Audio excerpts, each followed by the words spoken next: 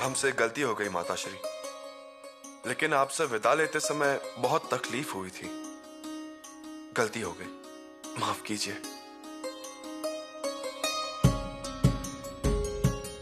अरे रानू दीदी, कैसी हैं आप? शंभू भाई, हम ठीक हैं। हमें यकीन था कि आप आएंगी। शंभू भाई, आपके साथ बहुत सारी बातें करनी है, बहुत कुछ बताना है आपको। पंत, बहुत जल्द अपनी फौज जीत हासिल करके वापस आ जाएगी। पंत, जीती हुई फौज वापस आएगी। फौज फौज आएगी, फौज। मौज? कौन सी मौज?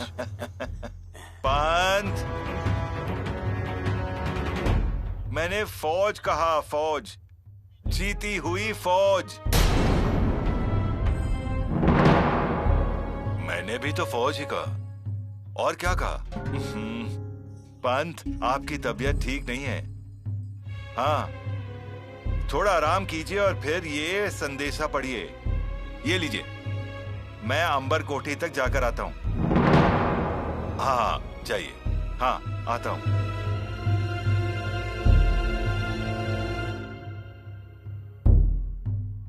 पंत, मुझे अलग आशंका है। आशंका? कैसी आशंका? यह घोरी विद्या का परिणाम तो नहीं है ना?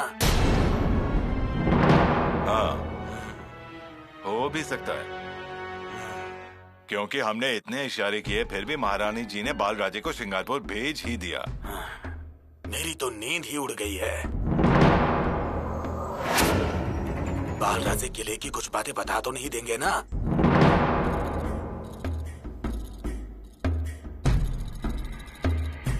युवराज, जरा देखिए, माताश्री हमारे लिए शिवलिंग लेकर आई हैं। बहुत सुंदर है। याद से लेकर आए हैं हम।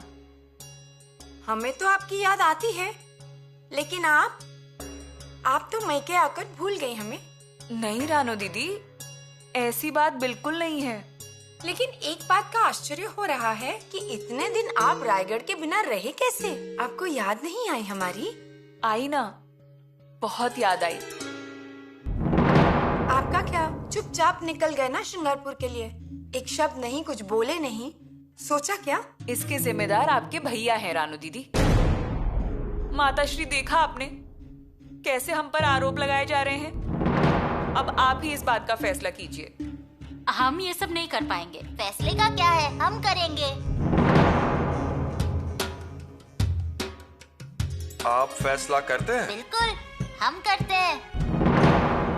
अच्छा, तो फिर ये फैसला कीजिए। माताश्री, आप यहाँ आइए। दादा साहब, अपनी तलवार दीजिए ना। तलवार? धारा बुआ।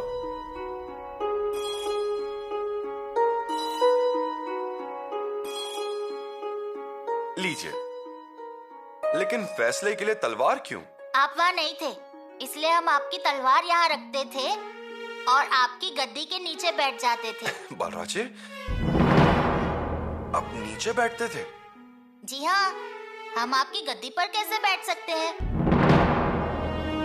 बालराजे, बैठिए। एक तरफ अन्ना जी पंत, मोरो पंत और सामने फरियादी। फिर शुरू हो जाती थी कार्यवाही। कैसे? फरियादी भाभी, आप अपनी बात कहिए। बताएं? ये हमारी ननंद है और ये हमसे गुस्सा है। ये हम पर आरोप लगा रही हैं कि हमें इनकी बिल्कुल याद नहीं आती।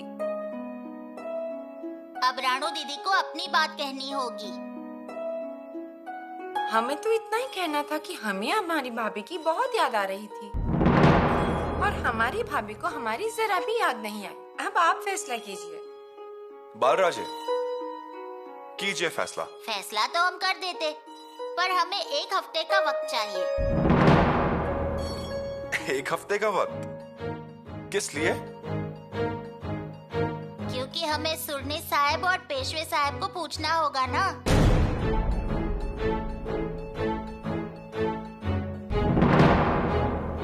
उन्हें क्यों? क्योंकि वो ही कहते थे कि क्या करना है। हम सिर्फ हाँ कहकर दस्तूर देते थे और खेलने जाते थे।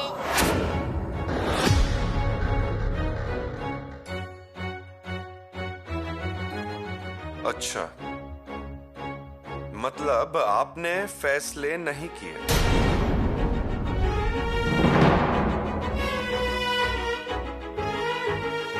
बालराजे, अंदर आइए। माताश्री, माफी चाहते हैं, हम अभी आते हैं।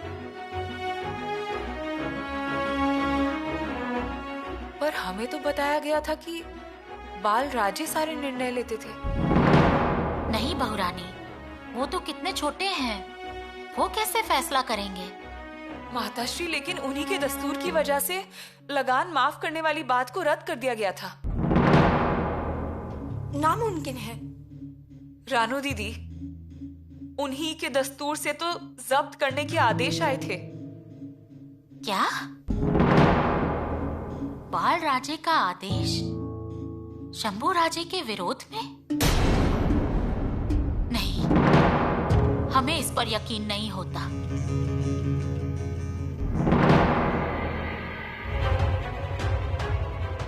रुकिए।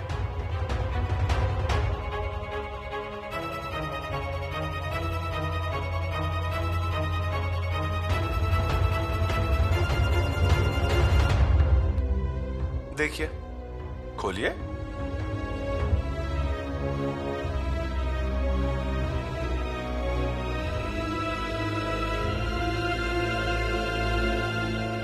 इन दोनों खलीते पर आपके ही दस्तूर है ना? पंत, मुझे आशंका है। आशंका? बालराजे ने श्रृंगारपुर में न्यायदान के बारे में कुछ कहा तो? कहा तो कहा। हमने उन्हें न्यायदान में नामधारी के तौर पे बिठाया था। ऐसा कोई भी कह सकता है, लेकिन वो गलत है। ऐसा कहना है। सही कहा। लेकिन बालराजे ने न्यायदान का गीत अगर गाया शंभू राजे के सामने तो क्या? हम साफ इनकार कर देंगे। इनकार करना चाहिए, हाथ ऊपर कर देंगे। बल्कि बाल राजे की प्रशंसा करेंगे और विषय को टाल देंगे। ये अच्छी बात है।